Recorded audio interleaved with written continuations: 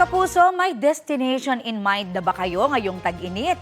Kung wala pa, isama na sa bucket list ang mga magagandang tanawin at masasarap na pagkain ng Abra. Heto ang patikim ng biyahe ni Drew.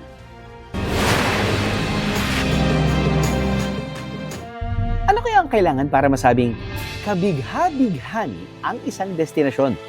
Parang pahihirapan ka muna. Pero pagdating naman sa pinakadulo, isang rewarding scenery naman ang sasalubong sa'yo. Boiled egg, sir. Rurog chicharon. Mata ng baboy.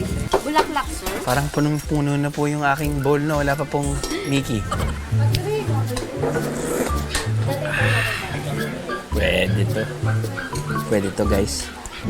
Sa sobrang ganda raw ng tanawin dito, may parte ng bundok na hindi pinalalampas ng mga biyahero para sa isang pangmalakasang picture sa tabi ng bangin. 1, 2, 3, pak. O, di ba ang ganda? Sa 500 pesos, ano-ano kaya ang mabibili ko? Masusubok ang budgeting skills ko rito ah. Sunay, magkano po? 280 sir. 280. Dito, tapos dito 300. Well, sige po. Isa lang po. Nay, magkano po ito? Tatlo isang dan, sir. Tatlo, 100. Teka, naubusan na pala ako. Utang muna ang 50 na Bakit ba kasi hindi ako tumawad?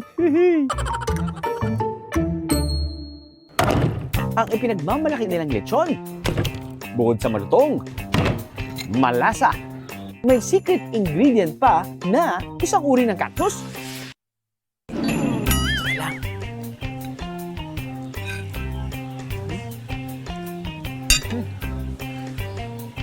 At gets ka na kung bakit yun yung pampalasa. Sarap.